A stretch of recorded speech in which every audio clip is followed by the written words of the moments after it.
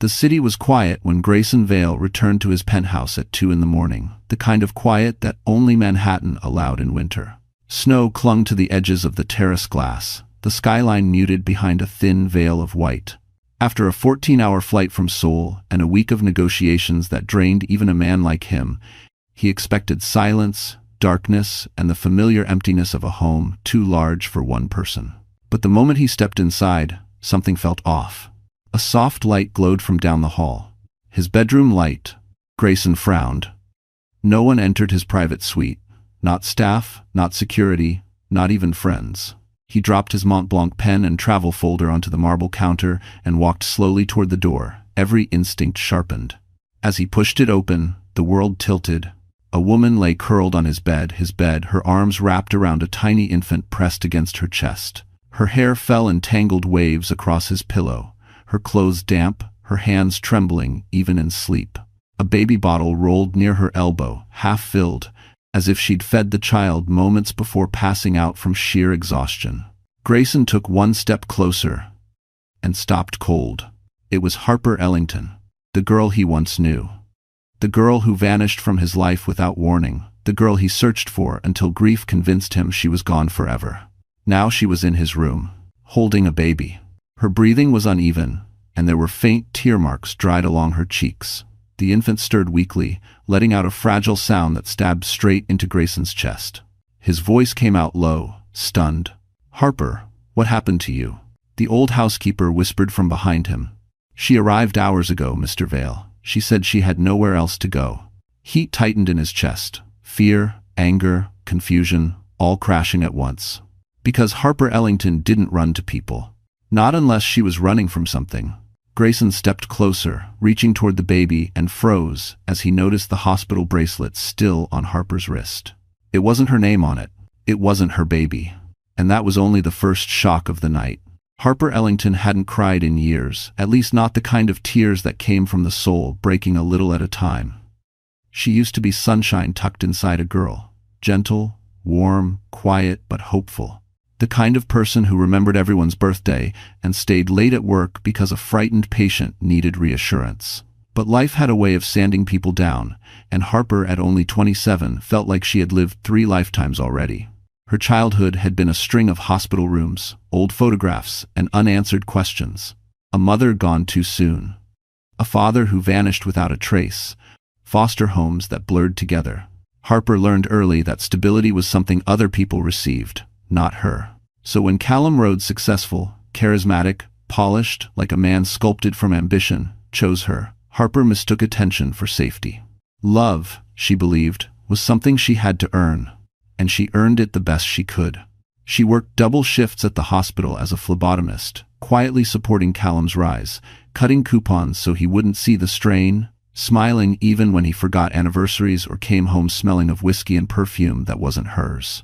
She held on to the hope that once he stabilized his career, once his company took off, once the chaos settled, maybe she would matter again. But instead, Callum traded her in for Sloane Winslow, a woman dipped in gold and venom. Harper became something disposable, something inconvenient, something that embarrassed them both simply by existing. And when she became pregnant, everything collapsed. The betrayal wasn't loud, it was quiet, surgical. Callum claiming the baby wasn't his. Sloane whispering rumors that Harper was unstable. The hospital where Harper worked, suspending her pending review. Her bank account frozen due to administrative error. Piece by piece, her life disintegrated. And then came the night that changed everything.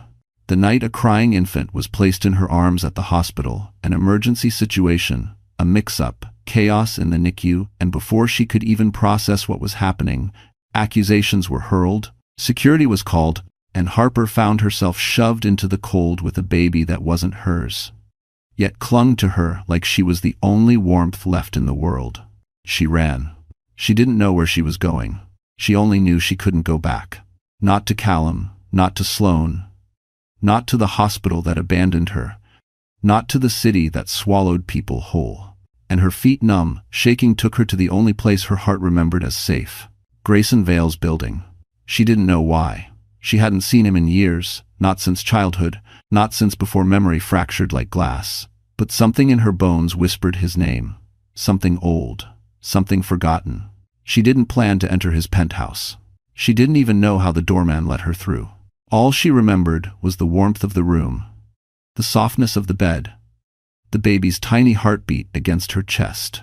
And then, everything went black. Now, lying unconscious in Grayson's world of glass and power, Harper looked small, fragile, almost breakable. But beneath the exhaustion, beneath the grief, beneath the dirt of the night she barely survived, there was a spark. A spark Grayson recognized instantly. Because he had seen it once, in a girl he never truly forgot. And that spark was about to set everything on fire. The penthouse at Hudson Yards was nothing like the world Harper came from. Grayson Vale had built his empire in silence. And this home reflected that same deliberate restraint, the kind of luxury that didn't need to announce itself. Floor-to-ceiling windows stretched across the entire north wall, offering an unobstructed view of Manhattan glittering under fresh snow. The city looked peaceful from up here, almost gentle, as if all its cruelty couldn't reach the 68th floor. The living room glowed with warm, ambient light. Soft jazz hummed from hidden speakers, barely audible beneath the hum of the heating system. A Steinway piano rested near the glass, its glossy surface catching the reflection of the skyline. A wall-length bookshelf displayed first editions, antique globes, and a few framed photographs Grayson never discussed. Everything was meticulously arranged: the Italian leather sofa, the crystal decanters, the understated art worth millions. It was a world built on control. Yet right now, it felt anything but controlled. A baby carrier sat crooked on the rug. A tiny sock had fallen near the glass coffee table. Harper's torn tote bag lay slumped against the marble island, its contents spilled formula packets, a half-empty water bottle, and a hospital ID badge bent at the edges. It was the first time Grayson had ever seen this penthouse look lived in. Human, vulnerable, he walked quietly through the space, taking in the details he had never imagined would exist in his sanctuary. His home had always been a fortress of solitude, a place to retreat from the world's noise. But tonight, it felt like the epicenter of something he hadn't felt in years, something dangerous, something that stirred old pieces of him he thought had died. The snow continued to fall outside, turning the city into a watercolor painting. Streetlights blurred into soft halos. Sirens sounded distant, like echoes from another universe. Harper still slept in his bedroom, the fragile infant tucked against her chest. Grayson stood in the hallway, running a hand through his hair, trying to piece together how she ended up here, in his space, in his life again. The housekeeper, Mrs. Alden, watched him carefully from the kitchen doorway. She was trembling when she arrived, she said softly, barely standing, wouldn't speak. "I didn't think you'd mind, sir." She looked lost. Lost. The words settled heavily. Harper Ellington didn't come to people unless the world pushed her to the edge. And from the looks of her, it hadn't just pushed, it had thrown her. Grayson stepped toward the bedroom door again, stopping himself before opening it. Instead, he looked at the small bottle on the nightstand. The milk was watery, as if she'd tried to make it stretch, a detail that punched him in the gut. The man who controlled billion-dollar companies suddenly felt helpless in his own home. "How long has she been here?" he asked. "About 5 hours," Mrs. Alden replied. She kept whispering she was sorry, that she wasn't supposed to be here. Grayson stared at the closed door, his jaw tightening. Harper didn't show up here by choice. She showed up because she had nowhere left to go. And that meant someone had driven her to that brink. Someone who was very likely still looking for her. As he exhaled, lights from the neighboring skyscraper flickered, an unexpected signal that made the hair on his arms rise.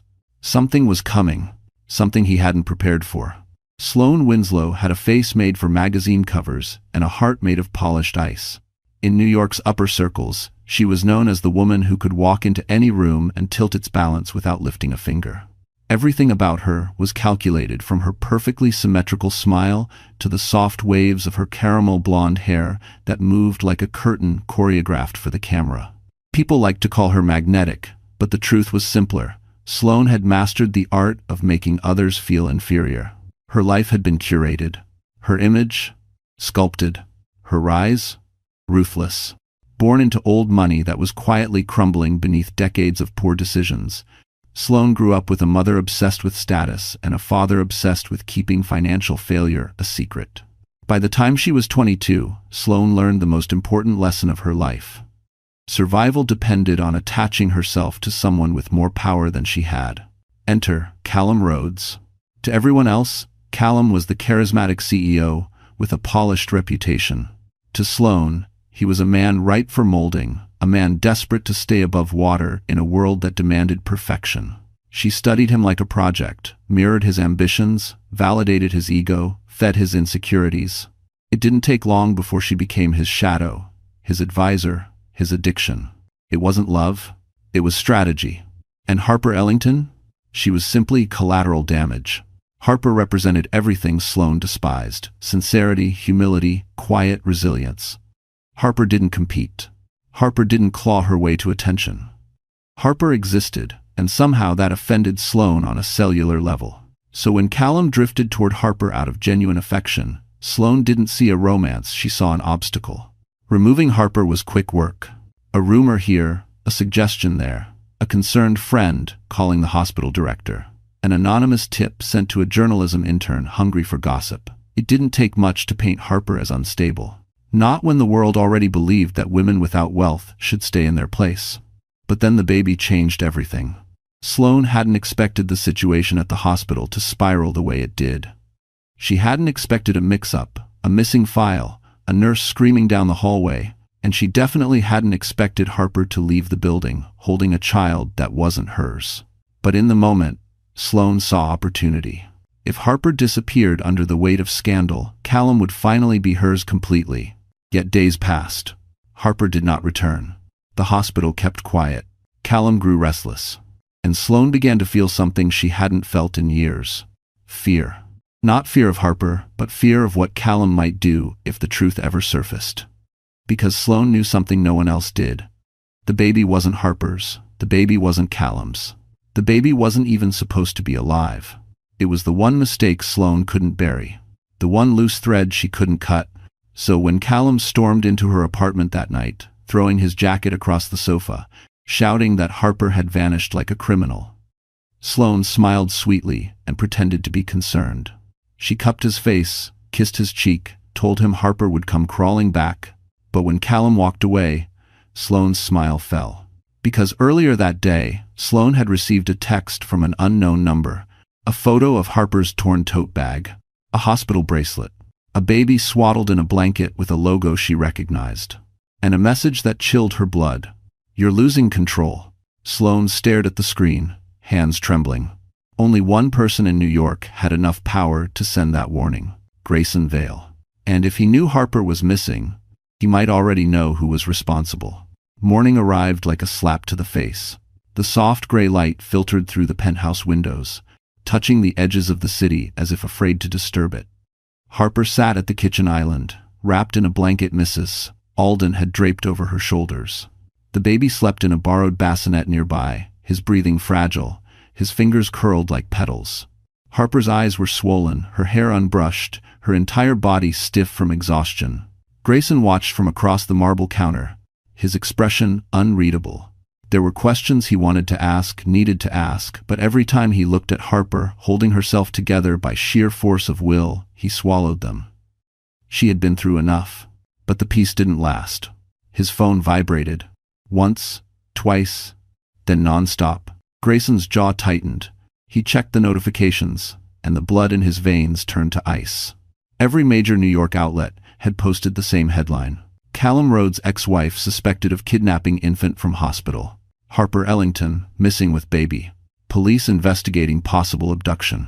A photo accompanied the articles, a blurry image of Harper running into the cold night, the infant pressed against her chest. She looked terrified, desperate, unhinged. Exactly the picture Sloane needed the world to see. Harper noticed the way Grayson's hand froze around the phone. What is it?" she whispered, voice barely holding together.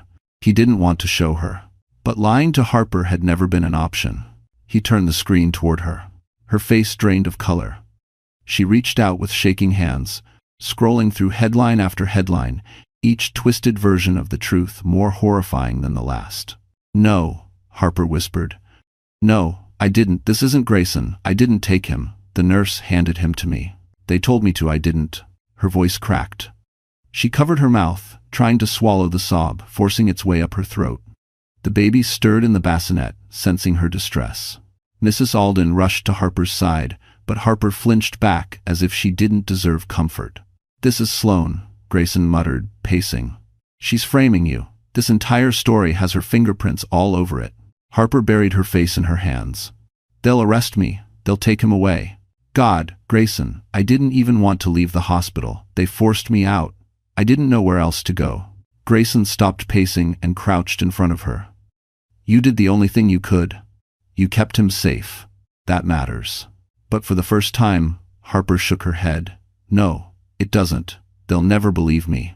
Before Grayson could reassure her, the penthouse intercom buzzed sharply. A voice crackled through.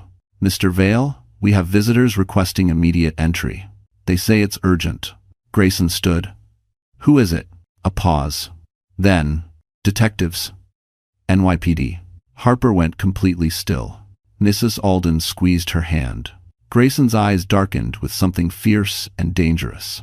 He pressed the intercom button. "Nobody comes up until I authorize it." But the doorman's voice broke in, tense and frantic. "Sir, there's more.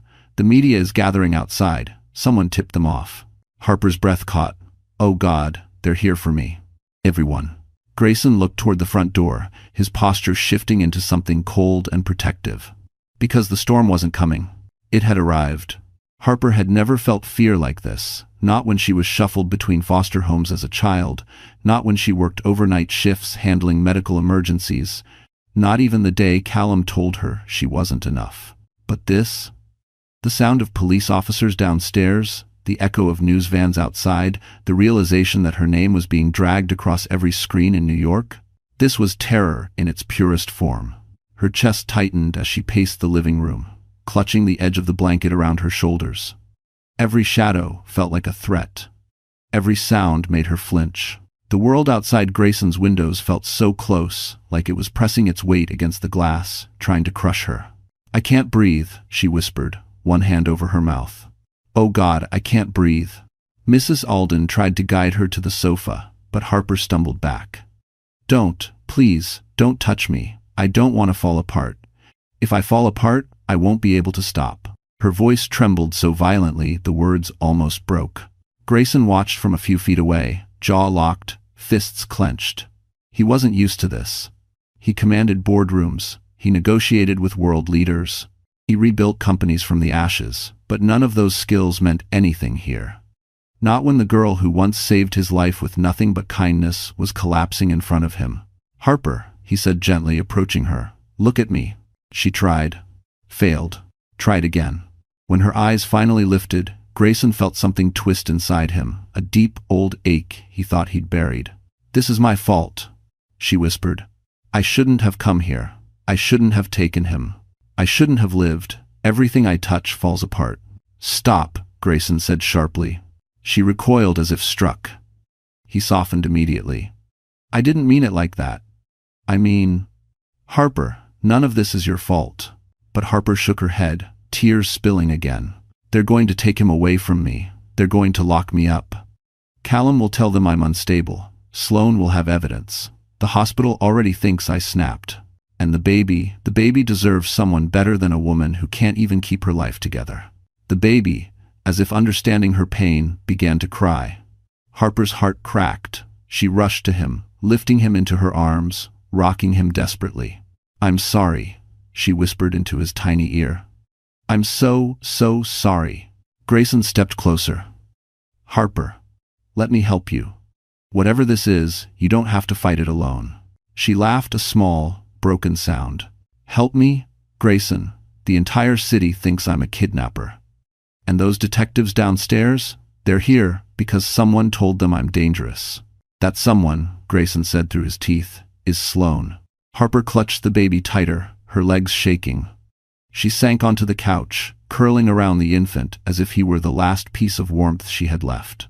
Her breaths grew rapid and shallow, panic swelling until she felt she might drown. "I can't do this," she said. "I can't survive this again." When the world turns on you, you don't get back up, you just disappear. Grayson crouched in front of her, his hand hovering near hers, not touching, just present.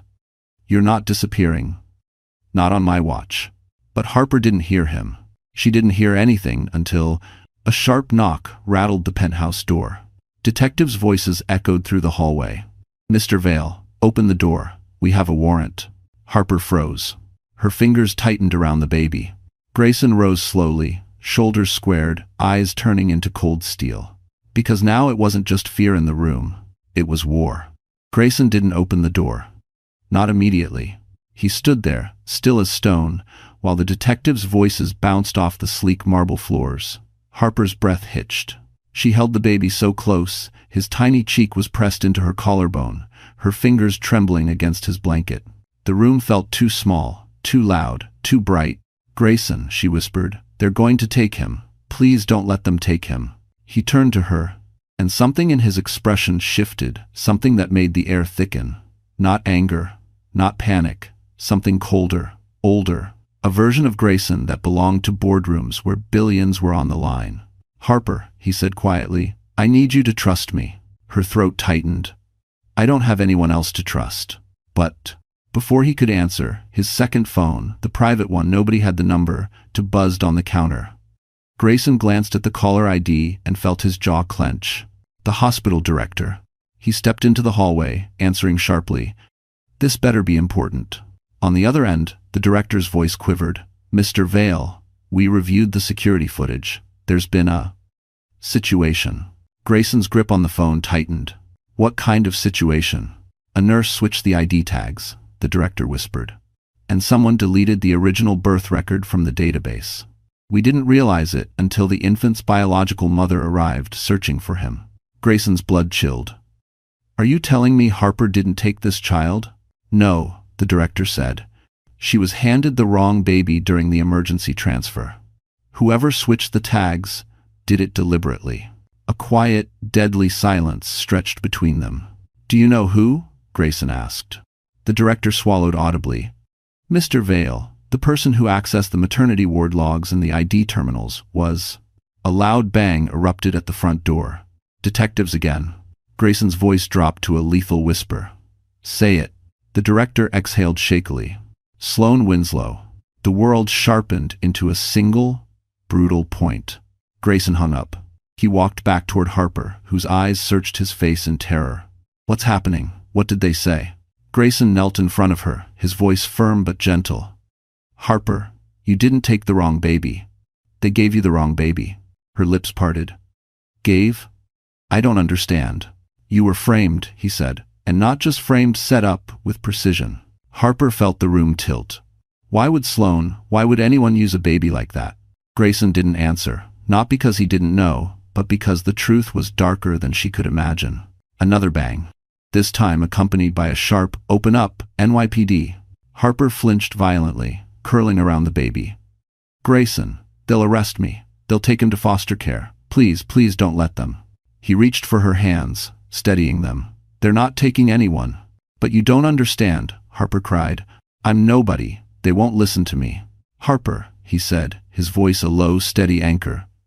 "You're not nobody. Not anymore." She stared at him, breath shaking. Something flashed in his eyes, something she didn't recognize, something protective, something dangerous. Then Grayson stood and walked toward the door. Not to open it, to lock the second deadbolt. The detectives pounded harder.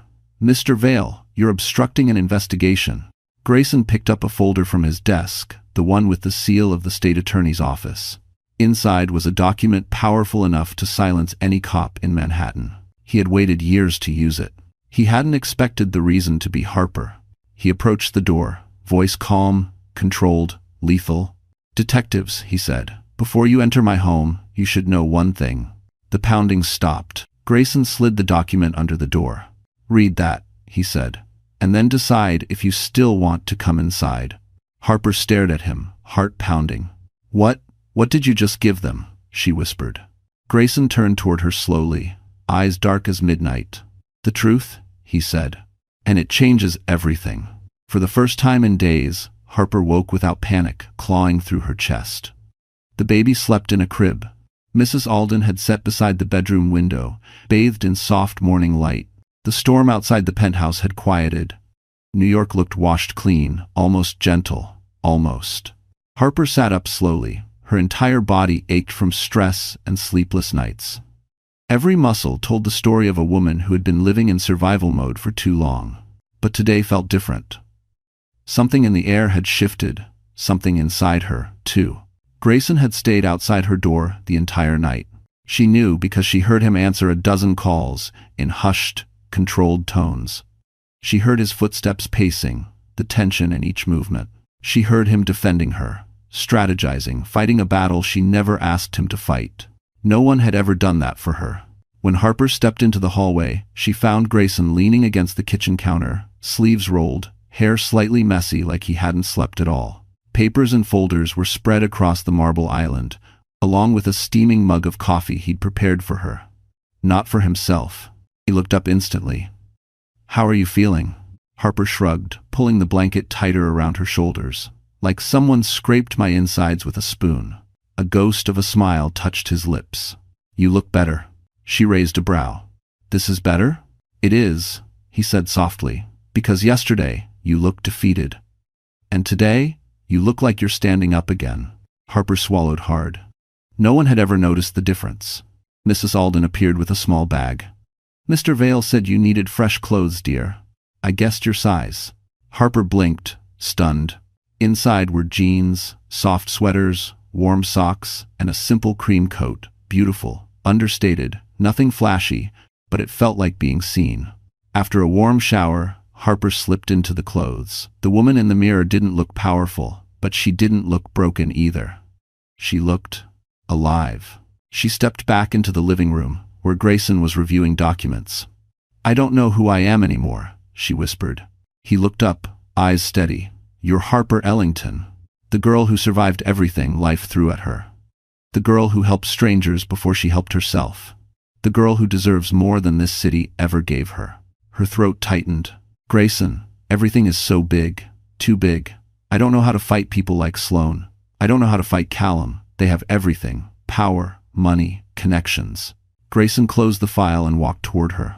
"They have power," he said, "but they don't have the truth, and they don't have me." She looked up at him, eyes shimmering. "Why are you helping me? After all these years?" Grayson exhaled slowly. "Because once when I was a different person, in a different world, you saved me. You didn't know it then, but you did." She frowned. "Grayson, I don't remember." "You're not supposed to," he said gently. "You were 11. I was 14. It doesn't matter now. What matters is, you're not alone. Dell." Harper felt something warm bloom in her chest, something she hadn't felt since before Callum Hope. Grayson held her gaze. "We're going to clear your name. We're going to expose what Sloan did, and we're going to find the truth about that baby." Harper's breath caught. "What if the truth is worse than the lie?" "Then we face it," Grayson said, "together." Before Harper could respond, the elevator chimed from the private lobby, 3 soft tones that didn't belong to residents or staff. Grayson's expression darkened. He stepped in front of her, protective instinct kicking in instantly. Someone was coming up. Someone who bypassed security. Someone who used a code only a handful of people in New York possessed. Harper whispered, "Grayson, who has access to your private elevator?" He stared toward the door, voice dropping to a dangerous murmur. "Only one person."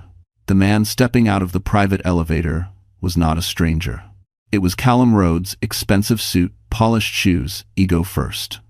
He strode into the penthouse as if he still owned every room he had ever walked through, as if the world was merely a stage for his importance. His eyes swept the space, then landed on Harper, and he smirked. "There you are," he said. "You made quite a mess, didn't you?" Harper stiffened. Grayson moved instinctively in front of her, blocking Callum's path. "You're not welcome here." Callum scoffed. "Grayson, step aside. This is between my ex-wife and me." He raised his voice slightly, for drama's sake. "I came to offer Harper a chance to fix the situation before she destroys what little is left of her reputation." Harper felt a chill slide down her spine. "What are you talking about?" Callum withdrew a thin stack of papers, waving them casually. "A public statement. You'll sign it. It says you suffered a psychological breakdown, took the baby during a delusional episode, and that you're deeply remorseful. The detectives downstairs are more than ready to escort you to a psychiatric evaluation. But sign this, and I can reduce the damage." Harper's breath hitched. Callum always did this, offer cruelty as if it were kindness. But Grayson stepped forward, his voice like steel. "She's not signing anything." Callum laughed, triumphant. "You think you can protect her?" "The police believe my story. The hospital believes my story. Everyone believes my story." Grayson's jaw ticked. "Not for long." 18. Callum raised a brow. "And why's that?" Grayson nodded toward the window behind him. Callum turned, annoyed, and froze. Across the street, 3 skyscrapers displayed massive digital billboards. Every screen flashed the same headline, written in bold white letters over a red background. Breaking news. Rhodes Industries under investigation for evidence tampering. Hospital confirms data breach connected to Sloane Winslow. Callum's face drained of color. Harper clutched her chest. "Grayson, what did you do?" Grayson didn't take his eyes off Callum. "I told the truth, and I told it louder than they did." Callum's voice cracked. You don't have the authority. I own 30% of your company," Grayson said calmly. "Did you forget that? I've been buying shares quietly for months. And the moment Sloane touched Harper, I made sure the world saw exactly who the criminals are in this situation." Callum staggered back. "Grayson, you don't understand. This will ruin everything." "That," Grayson said, "is the point." The sound of notifications buzzed across Callum's phone like angry hornets. He looked down: board members, investors, journalists, even government contacts. The world was closing in fast. Harper stepped forward, then not hiding, not shaking, but standing tall. "You lied about me," she said softly. "You let them smear me. You tried to destroy my life because it was easier than admitting the truth." They were reclining. Callum swallowed. "Harper, listen." "No." Her voice was steady. "You listen. Whatever happens next, you earned it." Before Callum could respond, the penthouse intercom buzzed again. "Mr. Vale," the doorman said nervously. "Federal investigators are on their way up. They say it concerns Mr. Rhodes and Miss Winslow." Callum spun toward the elevator, panic climbing up his throat. "They can't arrest me," he whispered. "They wouldn't dare." Grayson folded his arms. "Callum, they're not here for her." Harper exhaled shakily, but this time, it wasn't fear. It was relief. The elevator dinged. The doors slid open. Federal agents stepped out, and the first words they said were, "Callum Rhodes, we need you to come with us." Callum's eyes snapped to Harper. "If you do this," he hissed, "you'll regret it." Harper met his gaze with quiet strength. "I already regretted loving you." The agents seized his arms. As they led him away, Callum shouted Sloane's name, desperate, betrayed. But Sloane wasn't coming. She had her own reckoning coming next. The days that followed felt unreal, like Harper was walking through a life she never imagined could exist. The police cleared her of every accusation. The hospital issued a formal apology, broadcast publicly. The truth spread across the city faster than the lies ever did. Harper Ellington was innocent. She had been used, manipulated, thrown into chaos by people who thought she was powerless. But Harper wasn't powerless anymore. Grayson made sure of that. The baby's real mother, an undocumented housekeeper who'd been silenced by Sloane, was found through the investigation. When Harper placed the infant back into the woman's shaking arms, there were no cameras, no press, no applause. Just a quiet moment between 2 mothers who had both survived something brutal. The woman cried into Harper's shoulder, thanking her in broken English. Harper held her tightly, telling her she deserved safety, too. The world saw Harper as fragile, but standing there, she had never felt stronger. Then came the press conference. Grayson didn't want her to speak if she wasn't ready. But Harper insisted. She walked onto the stage, wearing the simple cream coat Mrs. Alden bought for her. Hair pulled back, face natural. No glamour. No flash. Just truth. Microphones clicked. Cameras flashed. Harper stepped up to the podium. Hands steady. "I am not here because I'm a victim," she began. "I'm here because I survived people who thought they could break me." Her voice carried through the room, soft, steady, but unshakable. She spoke of fear, injustice, betrayal, but also of the strangers who helped her, the kindness she wasn't expecting, the strength she didn't know she possessed. She didn't name Callum. She didn't name Sloane. She didn't have to. The world already knew. After the conference, Grayson guided her backstage, his hand hovering near her back, gentle, careful, never assuming. "You were incredible," he said. Harper laughed softly. I almost threw up. I noticed, he teased. But you didn't. For the first time in a long while, Harper smiled without forcing it. The chaos settled. The city moved on. And Harper began to heal. Days turned into weeks. Grayson made space for her without ever asking for anything in return. He helped her find an attorney to rebuild her career. He introduced her to a nonprofit that hired her as a patient advocate, valuing her empathy in ways no one ever had. Harper found joy in helping people again. She found purpose. But something else grew, too quietly, slowly, like spring creeping into winter. Every time Grayson looked at her, something warm flickered in his eyes. Something Harper had never seen directed toward her with sincerity, admiration, respect, care. One evening, they stood on the terrace overlooking Manhattan. The city glittered like scattered diamonds. Harper's hair blew gently in the cold breeze. You know, she murmured, I never thought I'd get another chance at life, or at anything. Grayson turned toward her. Everyone deserves a second chance, Harper. She looked up at him. Do you? His breath hitched. I don't know if I deserve it, but I want it. Silence. Soft. Charged. He reached out slowly, giving her every chance to step back. She didn't. Their fingers intertwined, fitting as if they'd been waiting years to find each other again. Harper's voice was barely a whisper. So what happens now? Grayson smiled, quiet, genuine, full of something she finally recognized as hope. Now, he said, pulling her gently into his arms, now we start living. But just as Harper leaned into him, the terrace door swung open. Mrs. Alden stepped out, breathless. Mr. Vale Harper, there's something you need to see. They turned. It's about Sloane. Harper and Grayson followed Mrs. Alden back inside, their steps quickening when they noticed the urgency in her voice. The housekeeper held a tablet in her shaking hands. It's on the news, she said. They found her. Grayson took the tablet and pressed play. The live stream filled the screen. A familiar luxury SUV sat barricaded on a quiet street in Tribeca, red and blue sirens bouncing off its polished surface. Reporters crowded around. Police officers moved cautiously. And inside the vehicle, her hair disheveled, her eyes wild, was Sloane Winslow. Harper's breath caught. What is she doing? The reporter narrated breathlessly.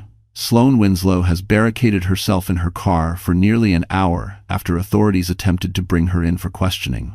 Sources say she's refusing to cooperate and is demanding to speak with Callum Rhodes, who was taken into federal custody earlier this week.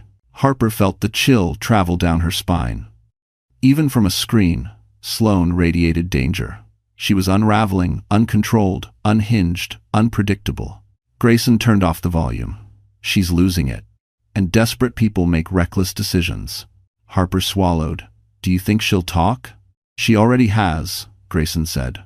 Everything is pointing back to her tampering with hospital records, manipulating staff, orchestrating the baby switch. She's cornered, and she knows the only way out is to take everyone down with her.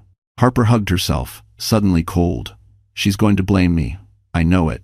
Mrs. Alden touched Harper's hand gently. Dear, she already tried that. And she failed. Grayson nodded. The difference now is the world is watching her fall apart. But Harper wasn't reassured.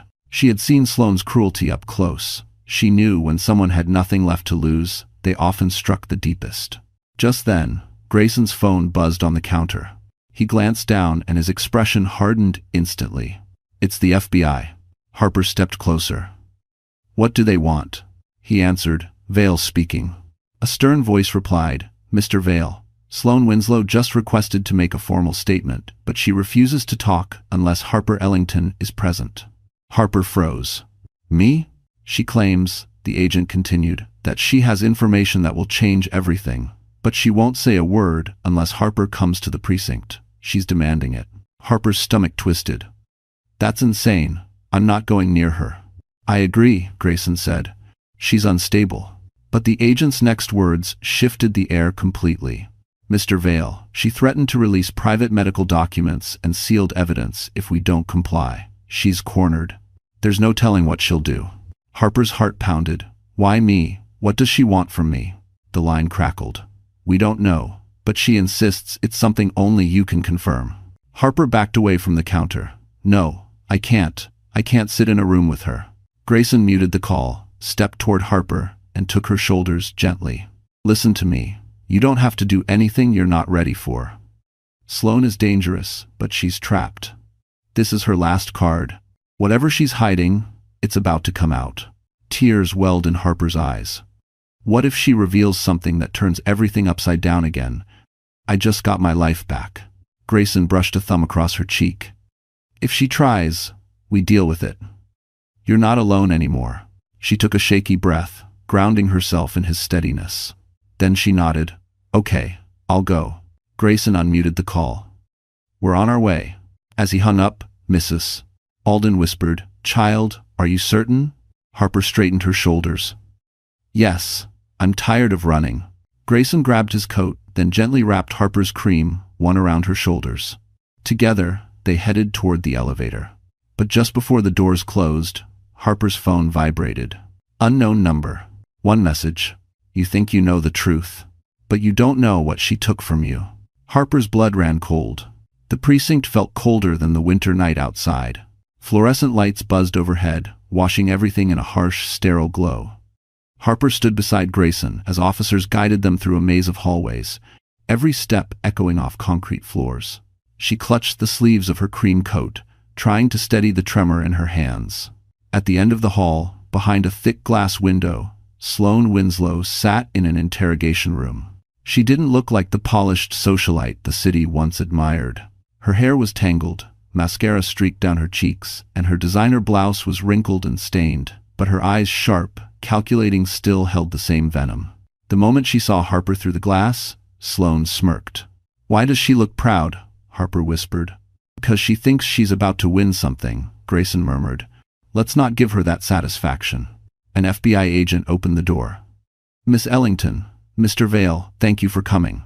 Sloane refuses to speak unless Miss Ellington sits across from her. We'll be monitoring everything from outside. Harper hesitated. Do I have to be alone with her?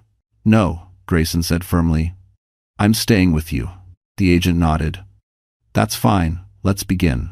Harper entered the interrogation room first. The smell of cheap coffee and burnt dust lingered in the air. Sloane leaned back in her chair, tapping her nails against the metal table. Well, Sloane crooned. Little Harper Ellington. You clean up nicely for someone who committed a felony. Harper sat, pulse racing. Grayson positioned himself beside her, arms crossed, posture radiating authority. Cut the theatrics, Grayson said coldly. Say what you need to say. Sloane tilted her head, studying Harper with unsettling delight. It must be so confusing, Harper. 1 minute you're holding a baby like he's your purpose in life, and the next... She trailed off, eyes glittering.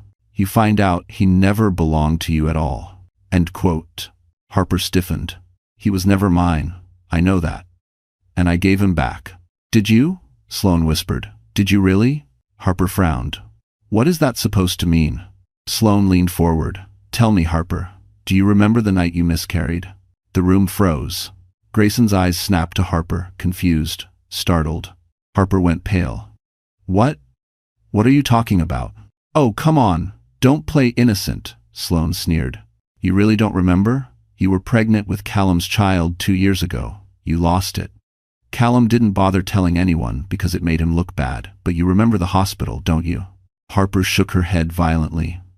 No, that never happened. I would remember something like that. Would you? Sloane said softly. Trauma is slippery. Harper's breathing quickened. The walls felt too close. Grayson slammed a hand on the table. Enough. Stop trying to manipulate her. Has ever won it. Oh, sweetheart, Sloane purred, eyes never leaving Harper. I'm not manipulating her. I'm reminding her. Harper felt her vision blur. Her hands trembled against the cold metal. There were flashes, hospital lights, a gurney, Callum shouting at a nurse, but she didn't know if they were memories or tricks of panic. Sloane leaned even closer. Do you know why Callum hated you so much, Harper? Because the baby you lost wasn't his. Harper's breath hitched sharply. What? Grayson stood abruptly. We're done here. But Sloane laughed a chilling, triumphant sound. Of course you're done. That's what Harper does. She runs from the truth. The door flew open as the FBI agents rushed in. Enough, Sloane. You're done. Sloane smirked at Harper one last time. You think you know who you are, she whispered. But you're standing on a lie. Harper staggered to her feet, heart pounding so violently she could barely hear anything else. Grayson grabbed her shoulders. Harper, breathe. Don't listen to her. But Harper couldn't breathe. Because for the first time, she wasn't sure Sloane was lying. Harper didn't remember leaving the interrogation room. She didn't remember walking down the hallway, or the fluorescent lights flickering above her, or the agents whispering into radios. All she remembered was the sound of Sloane's voice, slippery, poisonous, curling around her like smoke she couldn't escape. You were pregnant. You lost the baby. And it wasn't Callum's. The words looped in her mind, jagged, violent. She stood outside the precinct doors, gripping the cold metal railing as if it were the only thing keeping her upright. Snow fell around her in soft flakes, dissolving the moment they touched her skin. She barely felt it. Her pulse pounded in her ears, drowning out the city noise. Grayson stepped beside her, worry etched across his face. Harper, look at me. She couldn't. Her throat was too tight to speak, her mind too loud to think. He touched her elbow gently. She lied. It's what she does. Harper shook her head slowly. I don't know. I don't know anymore. Harper, there are pieces missing, she whispered. Pieces of my life I can't explain. Things I told myself were nightmares, or stress, or dreams. But what if they weren't? What if something happened and I blocked it out? Grayson inhaled sharply, his expression shifting, softening, then tightening with something protective. Trauma warps memory. That doesn't make her version the truth. But what if it is? Harper whispered. A taxi honked nearby. A dog barked. People passed by without noticing her unraveling in real time. Harper felt like a ghost drifting through a city that never once cared she existed. She backed away from Grayson. I need space. You don't, he said softly, stepping forward. What you need is someone who won't let your past swallow you whole. Her voice cracked. But the past is swallowing me, and I don't even know what's real. A sudden flash, bright and violent, hit her mind. Hospital lights. A cold metal table. Callum yelling at someone. Her own voice begging, please, don't let him take my baby, please. She gasped, stumbling. Grayson caught her before she hit the concrete. Harper! His voice frayed with panic. What did you see? She clutched his coat, trembling. A memory. Of what? I don't know, she whispered. But it felt real. Grayson helped her to a bench near the precinct entrance. Harper pressed her palms to her temples, as if she could push the shattered pieces of her mind back into place. I don't understand, she said. Why would Callum keep something like that from me? Why didn't I remember? What happened that night? Grayson crouched in front of her. We're going to find out. Every detail. Every truth Sloane tried to bury. Harper looked at him, then really looked at him. His eyes were steady, unwavering, as if he'd tear apart the world brick by brick if it meant protecting her. But fear still gripped her chest. What if I don't like what we find? Then, Grayson said gently, we face it together. I was. For a moment, she let herself lean into his touch, his steadiness grounding the chaos inside her. The snow fell harder, coating the city in white. Harper closed her eyes, trying to breathe through the storm inside her. But then her phone buzzed. A single new message. From the same unknown number as before. This time, it included a photo. A hospital bracelet. Her name, her date of birth, and one word written in red ink across the label. Mother. Harper's heart stopped. Harper stared at the photo as if it were a live wire. The hospital bracelet looked old, worn, edges curled, but the name printed across the faded plastic was unmistakable. Harper Ellington. Date of birth. Hers. Patient type. Maternity. Her stomach plunged. This can't be real. Someone faked it. Grayson gently took the phone from her trembling hands, zooming in on the bracelet. His brows furrowed. This barcode is from Street Matthews. They haven't used this format in almost 2 years. To the dollar. And with a weight down on the score. 2 years, she whispered. Sloane mentioned 2 years. Her breath stuttered. Grayson, I need to go to the hospital. I need answers. He didn't argue. He wrapped an arm around her shoulders, steadying her shaking frame. Then we go. A black SUV from the precinct escorted them through Manhattan traffic. Harper sat silently in the back seat, staring out the window, as memories flickered like broken film reels. Bright hospital lights, a cold room, crying, shadows, Callum's voice, shouting. But nothing fully formed. The more she tried to grasp the memories, the more they slipped away. When they reached Street Matthews, the lobby lights burned too bright. The smell of antiseptic sent a shock through her system. Her knees weakened. Grayson took her hand, grounding her. A supervisor from hospital administration met them immediately, recognizing Grayson with a nervous swallow. "Mr. Vale, Miss Ellington. We were told you might come." Harper's voice cracked. "I need access to my medical records." The supervisor hesitated. "Your files from that period are complicated." "Complicated how?" Grayson asked, voice edged with warning. The supervisor led them into a private office, closing the blinds. He logged into the hospital system, typing quickly. "Miss Ellington, according to the database, you were admitted to the maternity ward 2 years ago." Harper pressed a hand to her chest. "And?" The supervisor exhaled shakily. "And the record is flagged as restricted, accessed by only 2 people before it disappeared from our active files." Harper swallowed hard. "Who?" The supervisor turned the monitor toward them. "Access granted. Sloan Winslow. Access granted. Callum Rhodes." Harper felt the air leave her lungs in a painful rush. Grayson leaned forward. "Pull the archived audit logs." The supervisor clicked again, hands trembling. A single PDF appeared. "This is all we found after the breach." Harper forced herself to look. Admission. Abdominal trauma. Presenting symptoms. Severe bleeding. Patient state, distressed. Notes, pregnancy confirmed. Fetal distress. Emergency intervention recommended. Outcome, redacted. Harper's vision blurred. I was pregnant." Grayson tightened his grip on her hand. Harper whispered, "Why didn't I know? Why didn't they tell me?" The supervisor looked pained. "The notes suggest you were sedated following the procedure. The attending doctor was replaced the next day, and the records were sealed immediately." "By Callum," Harper whispered, her voice breaking. "He made me believe I was losing my mind.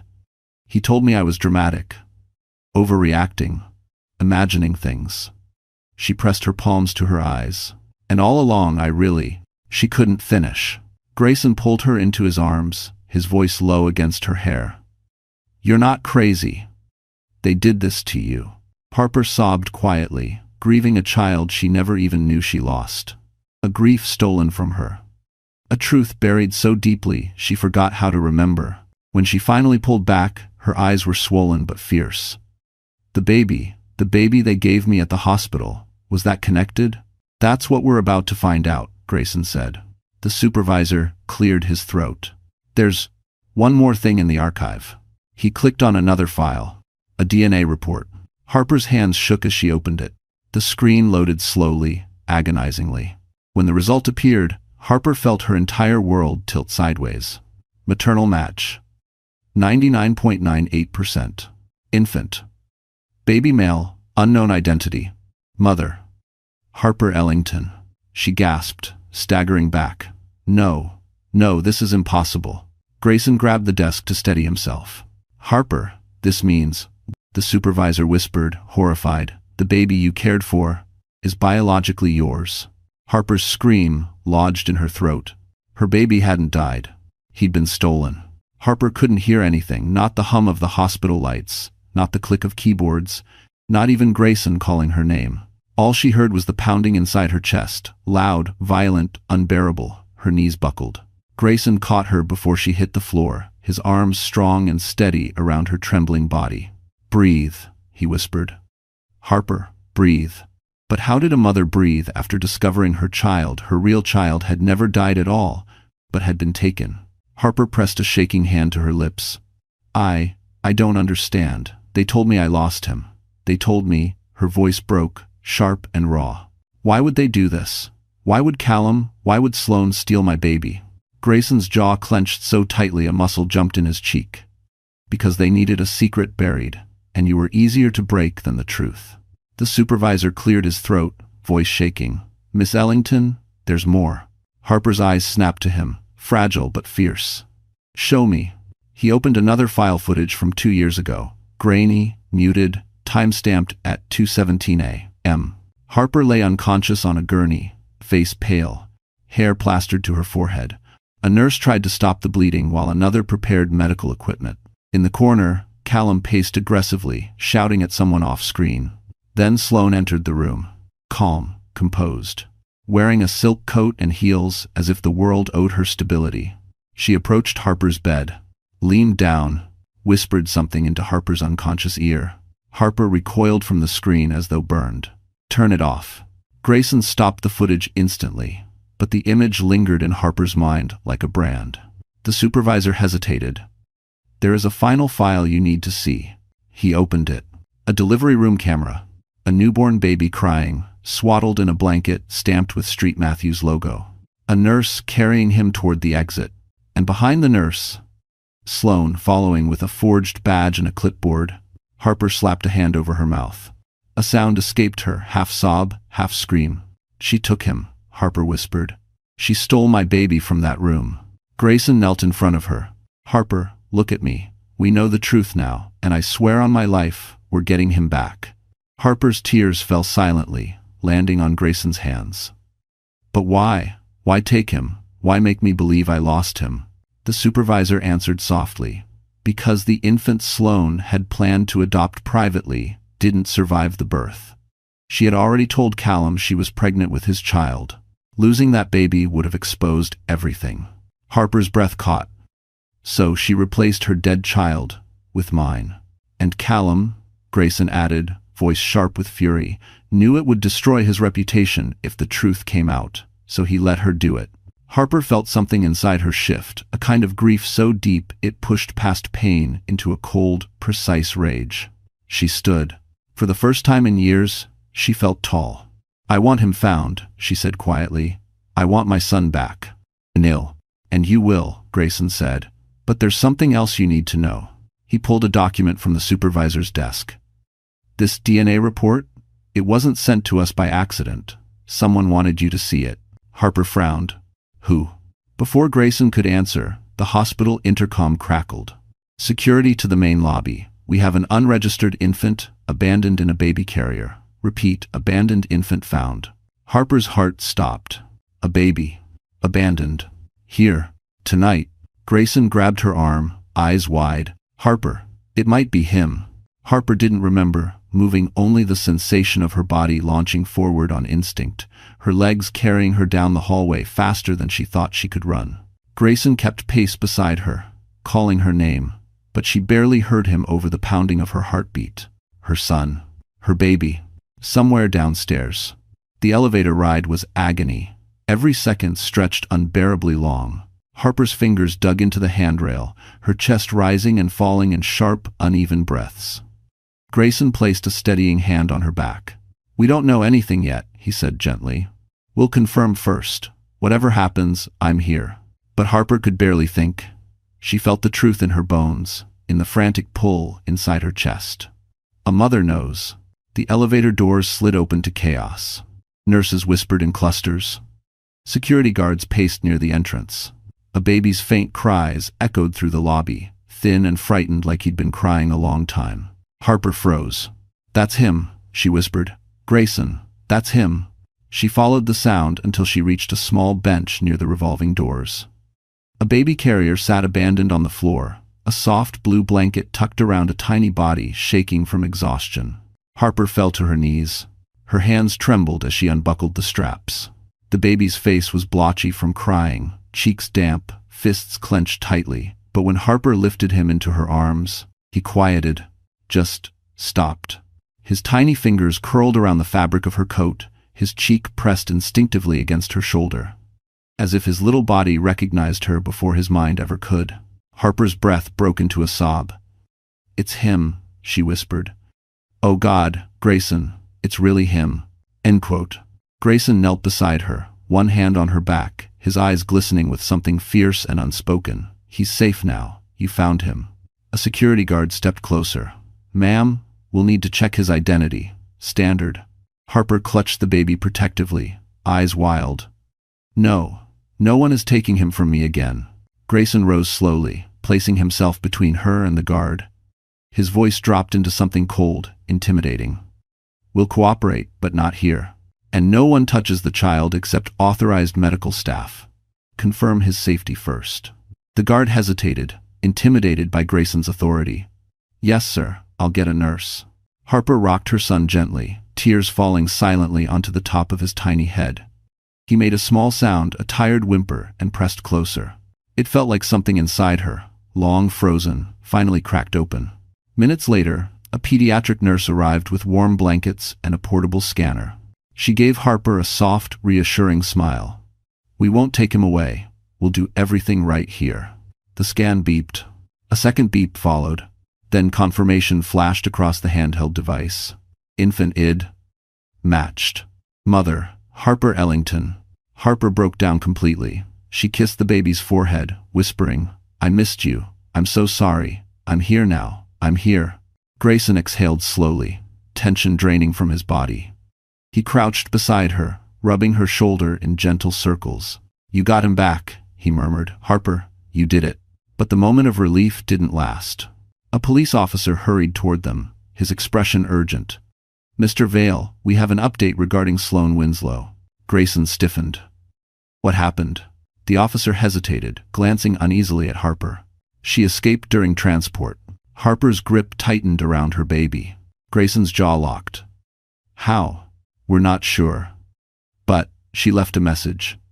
For Harper. It's Formant. The officer handed Grayson a small folded note. He opened it. 3 words stared back at him. You're still mine. Grayson's expression darkened. Harper felt the chill crawl up her spine. Sloane wasn't done. The ride back to the penthouse was silent, except for the baby's soft breathing. Harper held him tightly, her chin tucked above his tiny head, refusing to let go even for a moment. Every streetlight that passed felt like a warning. Every shadow looked like it might suddenly take shape and become Sloane. Grayson remained beside her the entire time, his jaw clenched, one hand on the back of the seat, as if he were physically holding the world together. He wasn't the calm CEO the city admired. He was something colder, sharpened by fury, shaped by the instinct to protect. When they stepped inside the penthouse, security was already waiting. Grayson had called them during the ride back his private team, not police. Men who didn't hesitate. Lock down every entrance, Grayson ordered. Nobody gets access without my permission. Nobody. Harper felt the air tighten around her. Do you really think she would come here? Grayson didn't sugarcoat it. Sloane has nothing left to lose, and people like her become dangerous when cornered. Harper hugged her baby closer. She stole him. She lied to me. She made me think I wasn't even a mother. Why would she keep chasing me? Grayson stepped toward her. Because she's unraveling. And unraveling people want to take someone with them. Harper swallowed, throat tight. That someone would be me. He held her gaze. Not while I'm breathing. Before she could respond, his head of security entered the living room. Sir, we traced her escape route. She ditched the van on 11th Avenue. Cameras picked her up, heading toward the docks. The docks? Harper whispered. Why there? Grayson's eyes narrowed. Because it's one of the few places in Manhattan with blind spots.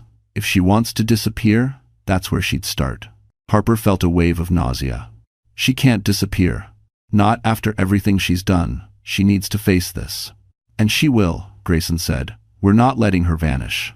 Another security guard hurried in, holding a tablet. Sir, we found something else. On the screen was security footage from the hospital lobby. A woman hooded, moving quickly, strode through the entrance just moments before the baby was found.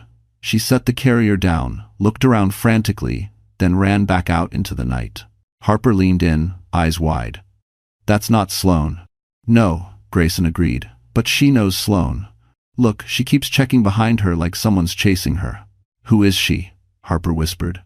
Security zoomed in, the image sharpened just enough to show the woman's face clearly. Harper gasped. I know her. She worked at the hospital. She was one of the night shift assistants. She was always kind to me. Grayson nodded slowly. Then I think we found the one person who knows exactly what happened the night your baby was taken. The security chief studied the footage. She didn't abandon him. She was protecting him. She ran because she thought she was being followed. Harper's stomach dropped. Followed by Sloane. And now she's missing, Grayson said. Which means Sloane may have gone after her. Before Harper could respond, her phone buzzed violently in her pocket. Unknown number. Again. A video message. Hands shaking, she pressed play. The shaky footage showed a dim warehouse. A woman tied to a chair, gagged, terrified, the same hospital assistant from the lobby footage. A familiar voice whispered behind the camera. "Harper, come find what's yours, or she dies." Harper's heart stopped. Then the camera tilted just enough to reveal a pair of cold blue eyes. Sloane's eyes. The message ended. Grayson took Harper's hand, voice low and lethal. "We end this tonight." The warehouse at the edge of Red Hook stood like a skeleton against the night sky, its metal siding rattling in the cold wind. Far from Manhattan's glow, the world felt darker, older, as if it had been waiting years for this moment. Grayson's SUV rolled to a stop in the shadows. Harper sat in the back seat, clutching her son, her heart pounding so loudly it drowned out the city itself. "Stay in the car," Grayson said firmly. "My team and I will go in first." Harper shook her head immediately. "No, it's me she wants. She won't reveal anything if I'm not there." "Harper," Grayson warned, voice tight, "it's too dangerous." She held his gaze, trembling but determined. "Everything in my life was taken from me without a choice. Not this time, not tonight. Today." Grayson hesitated just long enough for her to see the fear behind his anger, then nodded once. "You stay behind me." No matter what, his security team fanned out silently, scanning the perimeter. A guard opened the SUV door, helping Harper step out while she kept her baby tucked protectively in her arms. The cold bit into her skin. The warehouse loomed before her, like the mouth of something ancient. A single light glowed inside. Sloane's invitation. Grayson placed a steadying hand on Harper's back as they crossed the threshold. The metal door groaned open. The scent of dust and cold air filled the cavernous interior. Footsteps echoed. Then, a voice drifted from the center of the warehouse. "Well, the happy family arrives." Sloane stepped into the light. Her hair was messy, her eyes ringed with exhaustion, but her posture was eerily calm. A kind of quiet, simmering madness. Behind her, the hospital assistant Sarah sat tied to a chair, shaken but unharmed. Harper tightened her grip on her son. "Let her go, Sloane." Sloane smirked. "You mean my child?" Harper flinched, but Grayson stepped forward. "Cut it out. We know everything about the records. The switch, the lies. It's over." "Over?" Sloane laughed softly. "You think exposing me fixes what she did?" Harper stiffened. "What I did?" Sloane's eyes darkened. "You ruined everything the day you met Callum. Do you know how hard I worked to build our life? And then a woman with nothing waltzes in and takes everything I built?" Harper's voice barely held steady. "You took my baby. I saved your baby." Sloane snapped. "You were never meant to raise a child. You fall apart over everything. Callum knew it, the hospital knew it. You were a threat to that baby. I did what needed to be done." Harper shook her head, tears filling her eyes. "You stole him because your own baby didn't survive. It's never should." The words hit like a slap. Sloane's facade cracked. He was mine. He was supposed to be mine. Everything was supposed to be perfect.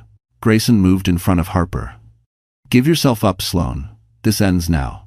Sloane looked at Harper's baby, her expression twisting with something desperate and dangerous. "Give him to me," she whispered. "Harper, give him back. He was safer with me."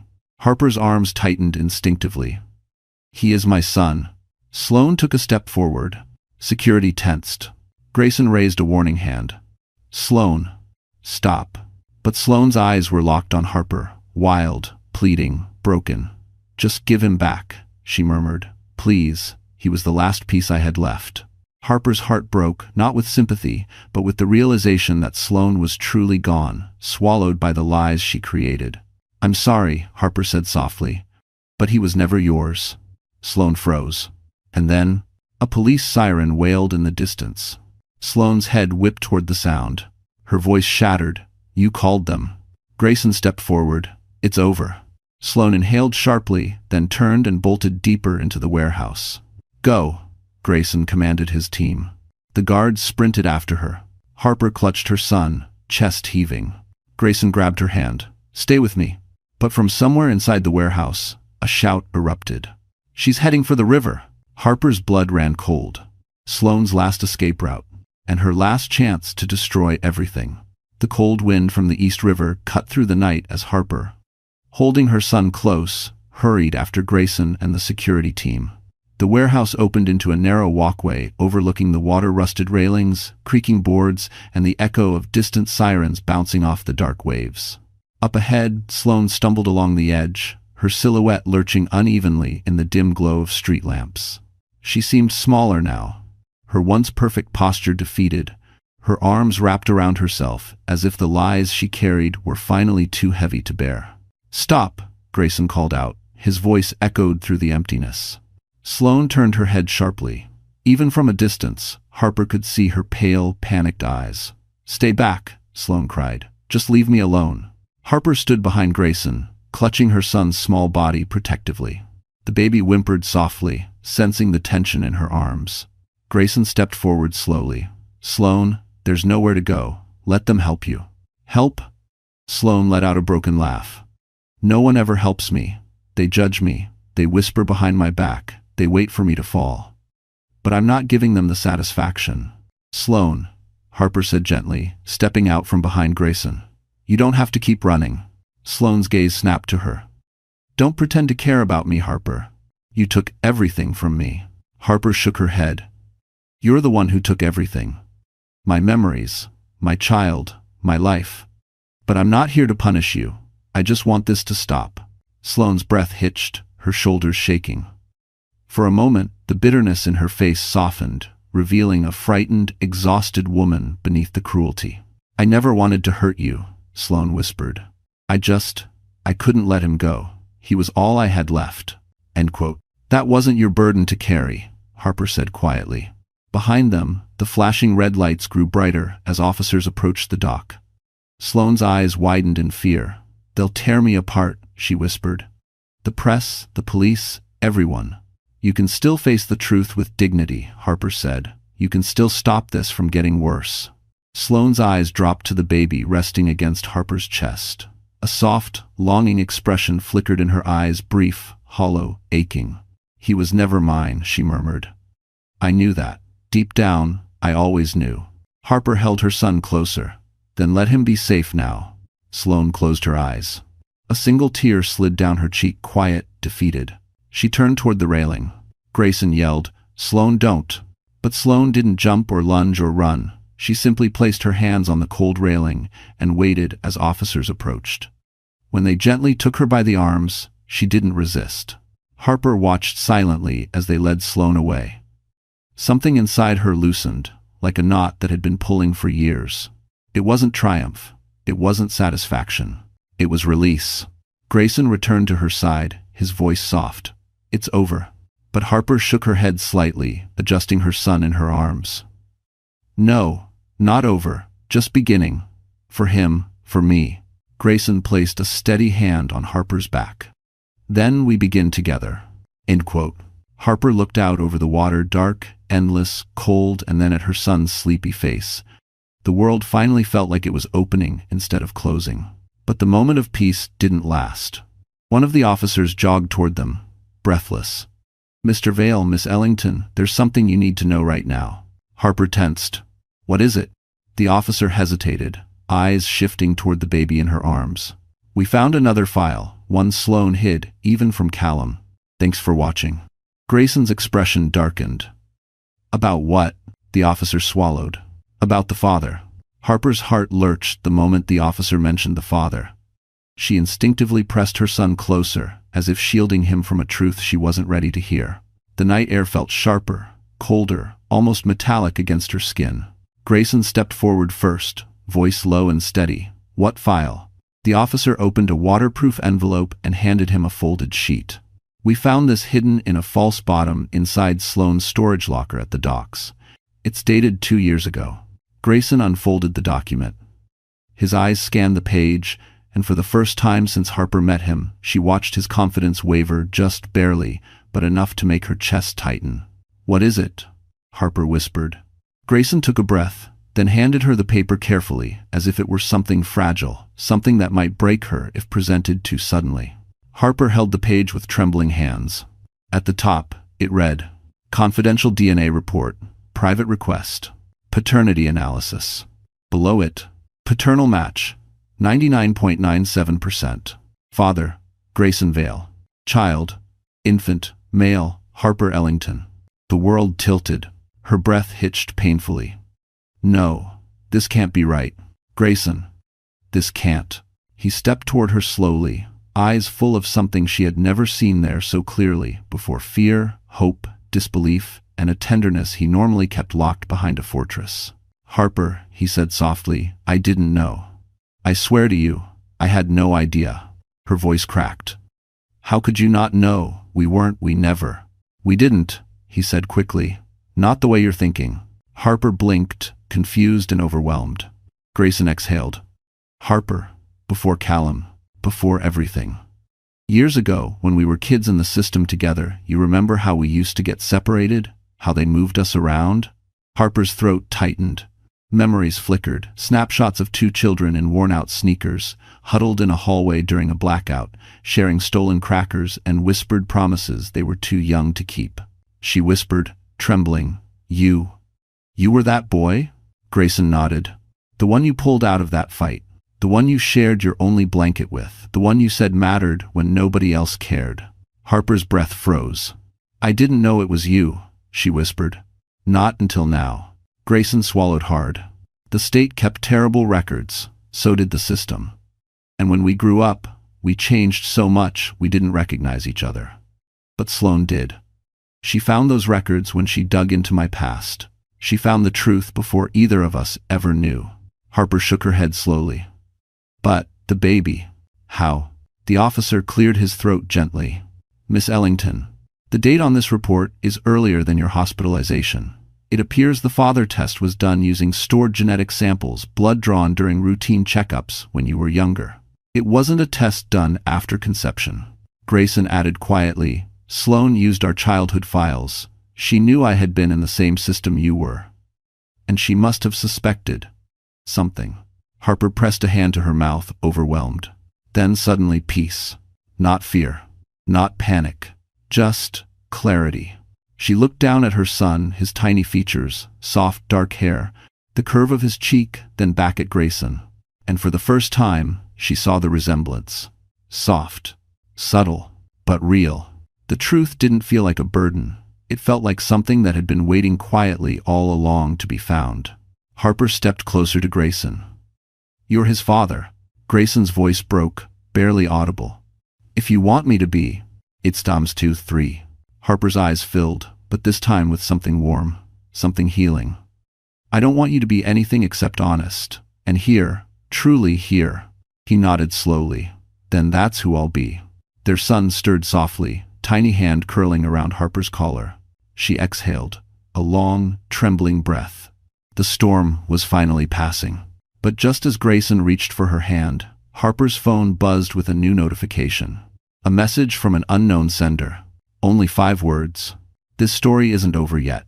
So, my dear friends, if you're still here, it means this story reached you somewhere deeper than the surface. Maybe because life has bruised you in places no one else can see.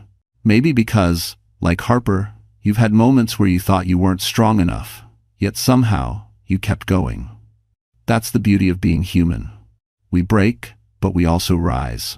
The Stoic philosopher Marcus Aurelius once wrote, "The impediment to action advances action. What stands in the way becomes the way." And Harper's journey reminds us of exactly that. The obstacles didn't destroy her.